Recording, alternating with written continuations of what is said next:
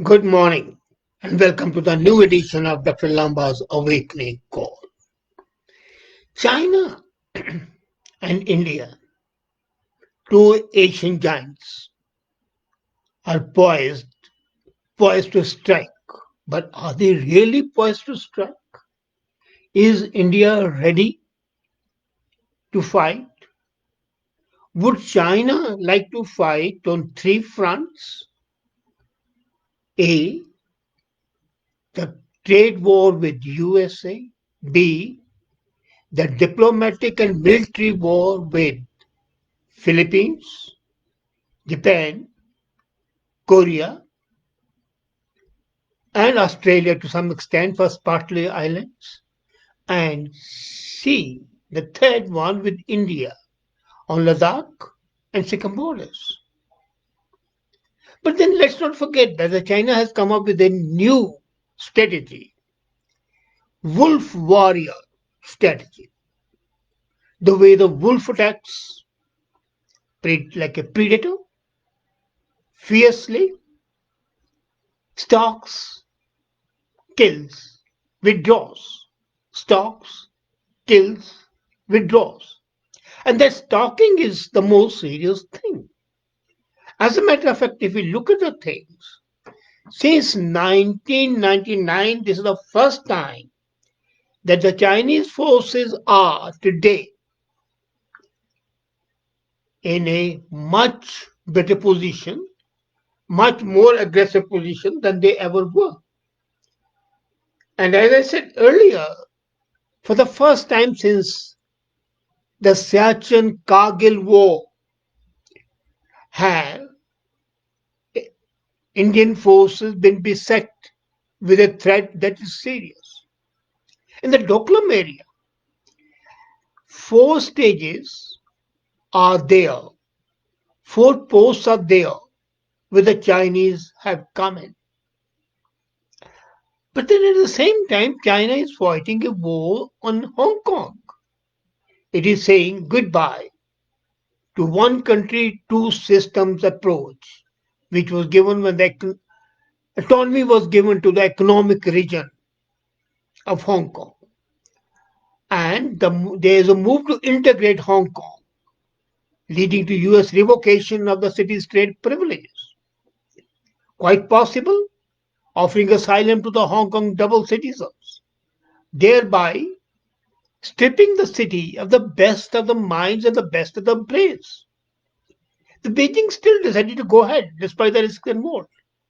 So the wolf warrior tactic is being successful. In Taiwan, it has annoyed Australia, snubbed it, practically threatened it if it supports Taiwan, but the Australian government did not budge. And there was a united concerted action in WHO meeting, but that's not enough. Now, alongside the threat to Australia, Hong Kong, Taiwan issue, Beijing is stepping up ante along the line of actual control. LAC supposed to be the international border, which has not been demarcated, but both sides have accepted it. Again, PLA forces, People's Liberation Army. Now, mind the word Liberation Army. Wherever they go, they don't go fight a war. They liberate people. And now they are entrenched in four places which they have acknowledged and they have been acknowledging for the last 20 years to be a part of India. The confrontation began earlier this month in Sikkim and Eastern Ladakh, and it has seen both sides bring in and forward troops in those areas. The situation is particularly dense in Galwan Valley. Now, Galwan Valley basically is a crux, and Galwan Valley has four posts where the Chinese are entrenched, and the Chinese soldiers have pitched 80 to 100 tents over there. But there's something much more. Earlier they would come and go back. Now they are digging bunkers. They are building an infrastructure over there. and setting up bunkers ahead of their claim. And today morning's report was the Chinese have brought fighter jets over there. Earlier, the helicopters were flying, and they did not permit the Indian Army helicopters, the Air Force helicopters, to fly. There was a danger of war. There were also unsubstantiated reports of some soldiers of India being held in detention. How far that's true, we don't know. Government of India has denied it. But acceptance could not have been there because that would have meant that India was caught napping. Now, India has adopted a very stupid policy for a long time. The political leadership of the country was concerned much more with projecting an image of being a peaceful country despite its very aggressive response in the Bangladesh war, but that was the only exception. But most of the time was drifting. It was a drifting policy, tackle things and try to postpone them, put them off. Now, how long can you keep on putting up those things which affect the national sovereignty and the integrity of the country, the territorial integrity of the country? So, Modi government, which showed some backbone when they conducted a surgical strike against Pakistan, is caught in a dilemma. Should it also open up a front where actual war can take place with China? Because there's a danger that Pakistan would take advantage and attack at the same time. Are the Indian forces ready to fight on two fronts? And rather, it will be three fronts because China would not only be involved in Ladakh border, it would also open up on the Sikkim border, Arunachal Pradesh. So is India ready today? It should be ready. It has the third largest army in the world. But is it really ready? Ready mentally, ready diplomatically, and ready economically. Now, Indian diplomats have seen it very correctly, and their observation is very correct that there is a connection between Chinese aggressiveness on the line of actual control and the border trend of wolf warrior strategy. And China is not quiet about the advocacy and the use of the wolf warrior strategy. And they have seen it that China has been willing to hit hard those countries which oppose it. Australia is the latest example, with the import bans bordered almost on militancy. Now, war need not only be a fighting war with the jets coming in, streaking across the skies, dropping bombs. That's one part of the war. War need not only be the exchange of the artillery fire across the border, killing each other's soldiers. War can also be economic destruction of a country. And then the diplomatic war. China has found an unusual ally in Nepal. That's a different thing altogether that Nepal till now, which was a staunch friend of India today, is controlled by the Communist Party of Nepal. And Oli is the Prime Minister. And his latest volley of blaming India for having spread a more dangerous coronavirus shows the way things are going. His claim on the land which he already accept, Nepal already accepted to be part, Mahakali area, is not its own. And when Army Chief Navratna said that he's being prompted, he was not wrong. That's another thing that the diplomats across the world said that Army Chief should not have said. Why should he not have said it?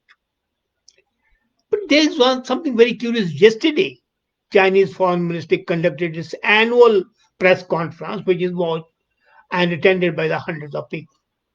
And not a single mention of India was there. Now imagine Chinese fighters are located near Doklam. The forces are inside the Indian territory. There are more than 100 tanks already pitched. Four posts are there, manned by the Chinese.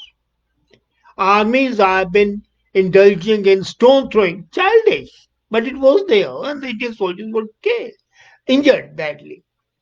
Now, economically, China permits very few imports from India in any case. So, pressure from LAC may be instrument of choice of coercing back India in the international positions. Economically, they cannot hurt India because India imports much more from China than China does from India. So if they ban Indian imports, India wouldn't be hurt. But I'm amazed that India has not banned Chinese imports into India. They should have been the first step, but they have not done it. Now China is facing flak from the Western countries and is refusing to accept to a Chinese dominated world order. By India succumbing economically or diplomatically or politically, would be saying that India is accepting the predominant position of China, which it should not, if it wants to be, a springing tiger. Now, as a strategist, I would have recommended to Prime Minister Modi, okay, they have come up with the strategy of wolf warrior. We have to come up with a strategy which I would call springing tiger. Make a springing jump on the wolf, attack, kill, come back. Don't get entrenched into the Himalayan heights and the crevasses and the hills. Have a preemptory attack, not on your territory, not on their territory, but on that territory which you claim on this Indian side of the LHC. If there are 70 bunkers being built in the Indian territory, India has all the international rights and it would have all the acceptance for the world if it attacks and destroys those bunkers. And China would lose face that it has lost about 1,000 people. And believe me, the 1,000 would not be killed, maybe 100 would be killed, but so what? That springing tiger strategy should be an offset to the warrior wolf technology. Now imagine Beijing has been vehemently opposing Taiwan's participation in WHO, despite Taiwan's success in containing COVID. And India wanted India to take side. India did not. It may also want India to reverse its move to closing the automatic route to the Chinese investment. Modi made a big attack, which was not noticed by the statisticians, when he invited those companies who were leaving China that if they want to come to India, there'll be automatic route. No need, just come and we'll give you the land. This was a big blow to the Chinese economic domination. So they have got to compensate for that. Now let's be so clear that China is not going to be quiet. China very rarely gives any diplomatic quarter to New Delhi on issues that are important to India, like terrorism or Kashmir. It has always opposed. So much so that it opposed giving terror status to Hafiz Sayyid, which was being accepted by the whole world. And it was after great difficulty that they ultimately agreed. So China is never going to be friendly to India. Never. What all that talk of Hindi Chini Bhai Bhai is bullshit. China would never diplomatically, economically try to favor India. And not even favor, but even be silent observer. It will oppose. So why should India not accept it? On the economic front, China rarely adheres to the reciprocity. India imports much more, and India has always been saying, well, okay, even if the US says, if you impose trade barrier on us, we'll impose trade barriers. You, why is not doing so with China is something beyond comprehension. It has done little, China, to mitigate the negative trade deficit, the huge bilateral trade deficit, by giving India opportunity to invest in China or import more excess. India has to remember that the China dominated Asian order would be disaster to India. So what's the need for India? A. Join openly with like-minded nations and dignitaries. Countries like Japan, South Korea, Australia, Philippines. The Quad needs to be expanded. And tell China, okay, thus far no further. Militarily, show its claws, not by attacking China, but by attacking the infiltrators this side of Alice Sea. And then one thing India can do very easily, let it recognize Taiwan as an independent country. The moment it does so, it will be a big setback to China, and India would have proved its adherence to the democratic structure of the world. India needs to push simultaneously for a rule based multilateral order. So the springing tiger strategy, as the war is concerned, a global diplomatic strategy, a more cohesive strategy of saying goodbye to peace. India has to say very clearly, we will not tolerate or brook any nonsense. India has to appreciate the fact, if you want peace, be prepared for war. India has been preparing for war, but it has to prove its credentials. It proved once against Pakistan in 1971. Let's be very clear. All the Jingos and the patriots in India might say that we won the 1965 war. We did not win it. It was an even-handed war. We gained in Punjab sector, Lahore. We lost in Kashmir sector, Chicken Neck and Cham. It was an even-handed war. But 71 was a decisive war in India's victory.